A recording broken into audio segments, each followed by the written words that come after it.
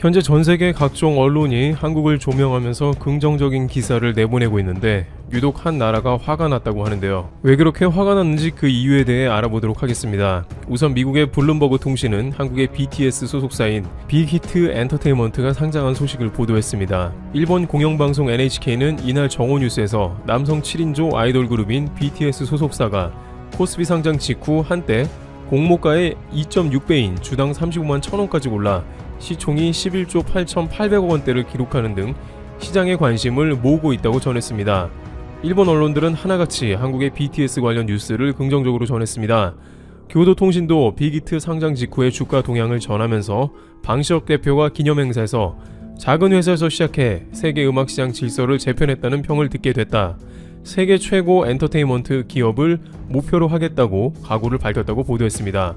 교도통신은 BTS 멤버의 병역 문제를 거론하면서 이들의 활동에 지장이 생길 경우 한국 경제가 타격을 받을 것이라는 얘기까지 나오고 있다고 BTS의 한국 내 위상을 전했습니다. 일본의 주류 일간지인 요미우리 신문과 마이니치 신문 등도 인터넷판 주요 뉴스 영역에 빅히트 상장 소식을 올렸습니다. 일본 최대 포털인 야후 재팬에도 톱뉴스 코너에 블룸버그 통신의 1호판 관련 기사가 배치됐습니다. 그런데 이렇게 일본 언론들이 BTS 관련한 뉴스를 너도나도 동시에 전하는 모습이 나오게 되자 일본의 많은 네티즌들은 적지 않은 거부감을 표하며 왜 한국 뉴스가 일본의 메인에 보도되냐며 울분을 토했습니다. 그러면서 지금 어떠한 시국인데 한국의 일개 밴드 그룹의 뉴스가 나오고 있냐면서 화를 냅니다. 과거 BTS의 지민이 부적절한 티셔츠를 입었다며 일본을 욕하는 밴드라며 흥분하는 모습도 보였습니다. 한 네티즌은 한국 때문에 일본이 독일에서 큰 곤란함을 치르고 있다며 언론은 각성하라고 했습니다. 실제 일본 입장이 독일에서 말이 아니게 되었다는 소식이 들려오고 있습니다. 독일 언론도 나섰다는데요. 독일 유력 언론 베를리너 차이퉁은 이번 일본의 소녀상 철거 요구와 관련된 사실을 대대적으로 보도했습니다. 그들은 1억 2,600만의 인구를 가진 국가의 외교부가 9,000km 떨어진 도시의 구청장에게 직접적으로 기념비를 철거해달라는 믿을 수 없는 요청을 했고 이는 매우 이례적인 일이다. 게다가 구청장이 또한 그것에 굴복했다는 것이 또한 놀랄만한 일이다 라고 지적하면서 일본이 독일에 황당한 일을 했다는 취지의 보도를 했습니다. 그러면서 그렇게 일본이 억지를 부렸지만 평화의 소녀상은 사람들이 끊이지 않았고 많은 이들이 꽃을 가져다 놓는 등 만남의 명소가 되고 말았다며 오히려 독일 시민들이 소녀상을 지키려고 노력하고 있다는 보도를 했습니다. 일주일 전만 해도 소녀상 철거 결정 소식이 들려왔을 때 일본 각종 우익 언론들은 일본 외교의 승리라면서 성급한 소식을 내보내는 모습을 보였습니다만 상황이 완전히 뒤바뀐 것에 망연자실하고 있는 것입니다. 특히 독일의 슈레더 전 총리가 소녀상 철거를 반대하며 공개 서한을 직접 보낸 것에 대해서 많은 일본인들은 적지 않은 충격을 받았으며 독일에서 앞으로 소녀상이 더욱 늘어나면 어떻게 되나 우려를 하는 상황입니다. 독일 소식통들은 일본이 이렇게 독일에서 이미지가 실추하고 있는 것도 처음 보는 일이라고 전합니다. 2013년 BBC 방송은 독일에서 설문조사를 했는데 독일인들은 일본보다 한국에 대해 훨씬 부정적이라고 대답했습니다만 이번 일로 인해서 일본에 대한 부정적인 이미지가 가속화된다는 전망도 나옵니다. 이에 관해 호사카 유지 교수는 스가 정권의 조급증이 이를 더욱 악화시켰다고 일침합니다. 스가 총리는 관방장관을 7년 8개월가량 지내며 아베 내각이 가장 욕을 많이 먹는 분야가 제대로 내각이 일을 하지 않고 있다는 것임을 누구보다도 잘 알고 있었다는 가운데 야심차게 일본 사회에서 서류에 도장 문화를 없애고 디지털 사회로 전환해야 한다는 주장을 하고 있습니다. 그러면서 은근히 자신은 아베와는 달리 일도 잘하고 모든 일을 빠른 속도로 추진한다는 의욕을 보입니다. 그렇게 다양한 일을 잘 해냄으로써 지지율도 높이고 오랫동안 총리 자리에 앉겠다는 계산도 들어갑니다. 그러다 보니 소녀상 같은 예민한 문제를 물밑에서 진행하던 일본 방식을 버리고 외교장관이 직접적으로 성명을 발표하는 실수를 저질렀다는 것입니다. 이는 오히려 소녀상이 홍보되는 효과가 생겼으며 많은 독일 진보 정치인들을 비롯해서 독일 시민이 들고 일어나 저항하게 되는 역효과를 낳은 것입니다. 이런 맥락 가운데 일본 사람들은 전반적으로 화가 나 있는 상황이며 BTS 뉴스는 보기도 싫은 것입니다. 게다가 BTS를 미국에서 연일 칭찬하고 있다는 것이 많은 일본인들의 심기를 건드리고 있는 국면입니다. 일본에서 빌보드 핫100 1위를 한 것은 수십 년 전에 단 한 번 있었던 이야기로 일본의 꿈이기도 합니다. 그런데 BTS는 빌보드 핫100 1위에 동시에 이름을 올리면서 일본을 제대로 자극했다는 후문입니다. 안 그래도 1위에 몇 주간 다이너마이트가 머물면서 많은 일본 우익들에게 근거 없는 공격을 받아왔는데 이제는 미국 가수들과 피처링도 해가면서 1위에 다시 이름을 올리면서 전의를 상실하게 만들었습니다. 한 일본 네티즌은 도저히 BTS가 그만큼 인기가 있을 만한 이유를 모르겠다고 한탄하는 모습입니다. 거의 모든 미국인들이 BTS의 이름을 알고 있으며 평소에 즐겨 듣는다는 사실 자체가 싫은 것입니다. 그런데 단순히 문화적인 측면뿐만 아니라 미국의 외교 정치권에서도 BTS를 옹호하고 있습니다. 바로 중국 누리꾼들의 반발을 산 방탄소년단의 한국전쟁 70주년 언급과 관련해 미국 국무부가 긍정적인 한미관계를 지지하는 데 노력해줘서 감사하다는 입장을 밝혔다는 것이죠. 모건 오테이거스 미국 국무부 대변인은 14일 트위터에 BTS 공식 계정을 태그하며 이같이 적었습니다. 그는 당신들은 코리아 소사이어티의 벤 플리트상을 받을 자격이 충분하다며 음악은 세상을 하나로 만든다고 밝혔습니다. 일본의 일부 언론은 최근 한국이 공산화가 되어가며 친중 국가라는 주장을 해왔습니다. 특히 아베 내각은 한국이 G7에 들어가면 친중 국가라서 서방 네트워크인 G7에 어울리지 않는다고 반대했습니다. 또한 한국에서 WTO 총장이 나오면 WTO는 중국색으로 물들어 버린다고 반대했습니다. 그런데 BTS는 한국과 미국의 역사적인 동맹을 상기하며 벤 플리트상까지 수상하여 찬물을 끼얹은 것입니다. 만약 그 언론들이 말한 것처럼 한국이 사회주의 좌파 세력에 의해서 국가가 전복되어 공산화가 되어가는 상황이라면 미국은 BTS에 그러한 상을 주려고 하지 않았을 것입니다. 게다가 미국 백악관 의원을 대변하는 국무부에서 그러한 트윗까지 이례적으로 남기면서 오히려 미국과 한국 간의 돈독한 관계를 나타낸 것입니다. 일각에서는 오히려 BTS를 통해서 미중 간의 냉전 가운데 미국에 힘을 보태는 것은 한국이 아니냐는 말도 나옵니다. 세계적으로 코로나 사태로 인해서 반중 기류가 강하고 미국은 중국의 코로나 책임을 물으며 신냉전 중인데 한국의 세계적인 밴드가 무엇이 정의인지 보여주었으며 한미 외교에 큰 힘이 되어 주었다는 것입니다. 특히 미국은 코로나 사태를 중국이 일으켰다고 보는데 이에 대한 해법을 한국이 제시한 것을 높게 사고 있습니다. 미국의 주요 언론은 물론이고 대중들은 이번 코로나 사태로 한국이 미국에 큰 힘을 보탰으며 귀감이 된다고 했습니다. 하루가 멀다 하고 미국 백악관 대변인들은 한국과 미국을 비교해서 미국도 잘하고 있다고 논평을 했고 CNN 경우에는 노골적으로 일본의 코로나 통계에 대해서는 믿을 수 없고 한국 통계는 아예 기준점을 잡아 인용했습니다. 이러한 뉴스가 계속 나오자 일본은 한국에 대한 각종 스트레스가 누적되고 있다는 말도 나옵니다. 미국 언론은 물론이고 미국 정치계에서조차 수없이 거론되는 것은 한국에 대한 이야기이기 때문인데 이제 한국의 가수들까지 일본 주요 포털 1면을 장식해 일본인들에게 스트레스를 가중시킨다는 것입니다. 또한 최우방 국가인 미국과 가장 의미 있는 관계를 드러내는 당사자는 일본이어야 하는데 한국이라는 것은 적지 않은 시샘과 질투를 이끌어내면서 BTS 상장 소식 뉴스를 당장 내리라는 항의도 하는 것이죠.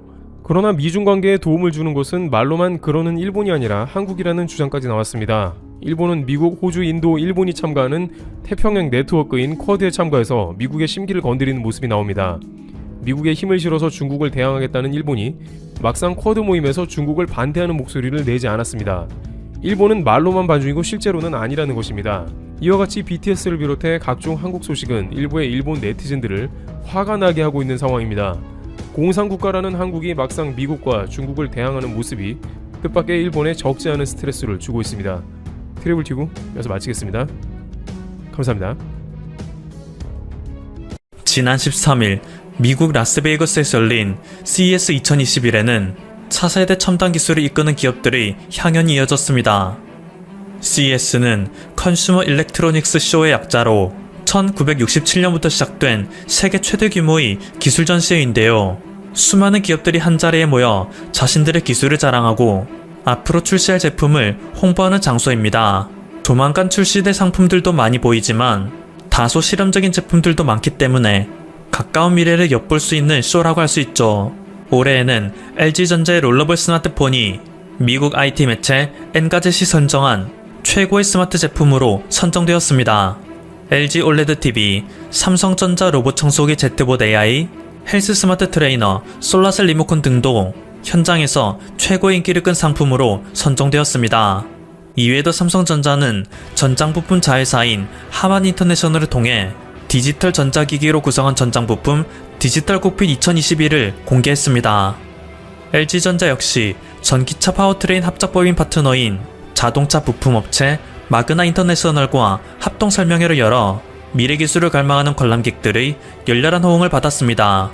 특히 LG전자가 CES 2021의 개막에 맞춰 공개한 가상인간 김래아는 현실과의 높은 싱크로율로 한국의 AI 기술이 괄목상대할 수준으로 성장했다는 사실을 알렸습니다. 코로나19에 막대한 피해를 입은 타 기업들의 불참으로 작년에 비해 절반도 안 되는 기업들이 행사에 참여했습니다. 유독 두각을 드러낸 한국 기업들에게 더 많은 시선이 쏠릴 수밖에 없었습니다. 그런데 이런 와중에 다른 의미에서 큰 주목을 끌었던 업체가 있습니다. 이 회사는 중국의 스카이워스인데요. 그들은 자신의 OLED 디스플레이 기술력이 세계 최정상 수준에 올랐다 과시하는 프레젠테이션을 펼쳤습니다. 폭포수가 떨어지는 것처럼 디스플레이가 내려오는 워터풀 OLED, 작은 상자에서 말려있던 OLED가 펼쳐지며 올라오는 롤러블 OLED, 마치 벽지의 일부인 것 마냥 얇게 붙어있는 월페이퍼 OLED, 투명한 화면으로 첨단 기술의 극치를 선사하는 트랜스페런트 OLED 등 자사의 디스플레이 기술력은 이미 세계 최고 수준이라 자랑했습니다. 하지만 이 회사의 프레젠테이션을 본 관람객들은 모두가 동시에 눈살을 찌푸릴 수밖에 없었습니다. 이 중에 진짜는 단 하나도 없었기 때문이죠. 특히 롤러블 OLED의 경우 한국의 LG전자가 공개한 시그니처 OLED 아래 제품 이미지를 그대로 도용하였음을 알 수 있습니다. TV 안에 삽입된 붉은 이미지도 수정하지 않은 채 갖다 썼습니다. 현재까지 대형 디스플레이 화면을 말았다 펼 수 있는 TV용 대형 롤러블 OLED 패널을 상용화한 업체는 세계에서 LG전자가 유일합니다. 이 패널을 양산하는 업체 역시 세계에서 LG 디스플레이밖에 없습니다. 물론 매년 개최되던 CES에서 중국 업체들이 글로벌 선두 기업인 삼성전자나 LG전자의 제품을 99% 모방한 제품을 보였던 것은 어제 오늘 일이 아니지만 아무런 성의도 없이 홍보 이미지마저 무단 도용하는 것은 이번이 처음입니다. 대책이 없다고 할지 오만하다고 할지 세간의 눈치를 보지 않는 그들의 뻔뻔함은 충격적이죠. 이외에도 월페이퍼 OLED, 트랜스페런트 OLED 역시 LG전자가 세계에서 최초로 공개하여 상용화했거나 상용화를 준비 중인 제품인데 마치 자신들이 차세대 기술을 개발한 것 마냥 과시하는 모습입니다. LG전자의 관계자는 해당 이미지의 무단 도용과 관련해 강력히 대응하겠다 라는 입장을 밝혔지만 국내 네티즌들은 중국의 아나무인 태도에 분노를 금치 못하고 있습니다. 세계 각지의 리서치 센터에서 내놓는 자료에 따르면 코로나19의 경제적 피해에서 가장 빨리 벗어날 국가는 단연 중국일 것으로 입이 모아지고 있습니다. 그들의 공식 발표에 따르면 코로나19에 대한 통제가 가장 훌륭했을 뿐만 아니라 공산주의 특유의 강력한 결집력과 실행력으로 차세대 기술 전쟁에도 박차를 가하고 있기 때문이죠. 물론 코로나와 관계없이 무조건 일자리에 나가길 강요하는 중국 공산당의 잔혹함에 혀를 내두르는 네티즌들이 대다수이지만 객관적으로 비교할 때 다른 자유진영 국가들이 중국에 비해 불리한 것은 어쩔 수 없는 현실입니다. 2020년만 해도 대부분의 국가들이 마이너스 성장률을 기록한 반면 중국은 독보적인 플러스 성장률을 기록했기 때문입니다. 그런데 정작 2021년 세계의 집중을 받고 있는 것은 옆나라인 한국입니다.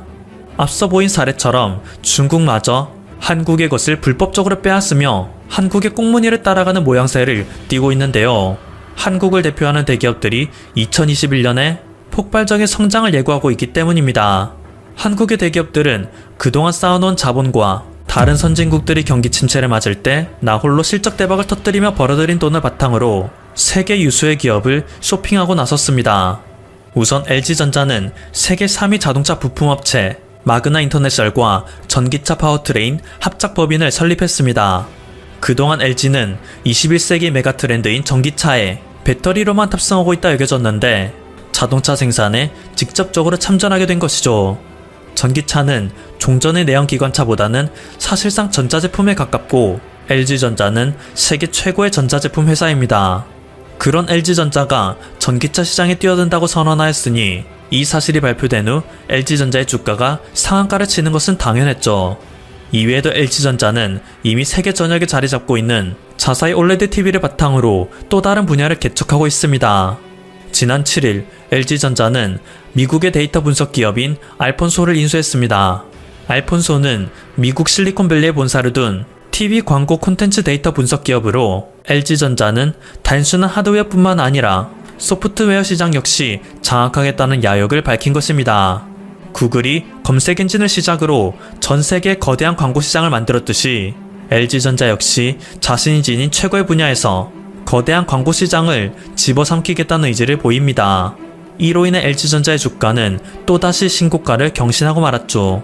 최근 국내에서 큰 주목을 받았던 대형주는 LG전자뿐만이 아닙니다. 사실 현대차가 훨씬 놀라운 모습을 보여주었습니다. 현대차는 현재까지 세계에서 가장 뛰어난 기술력을 지닌 미국의 로봇 전문 업체 보스턴 다이내믹스를 인수했습니다. 자율주행, 도시 항공 모빌리티 등의 기존 사업과 최고의 시너지를 창출해낼 수 있다는 큰 그림을 그렸습니다.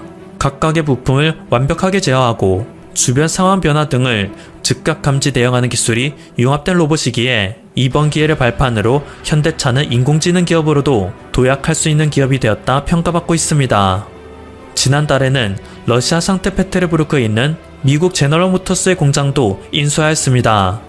이곳에서는 연간 23만 대의 자동차를 생산해낼 수 있습니다. 현재 글로벌 자동차 기업들은 자동차용 반도체 공급 부족으로 2021년 생산량을 긴급 삭감하는 추세입니다. 하지만 현대차만큼은 이것을 미리 예상하여 코로나 발발 초기부터 막대한 투자를 감행했기 때문에 부품 수급에 전혀 지장이 없는 상황인데요. 미래를 앞서본 현대차의 신의 한 수가 이제 서서히 빛을 발하고 있습니다. 포스트 코로나 시대에 증가하는 글로벌 자동차 수요를 현대차가 온전히 흡수할 수 있게 되었습니다.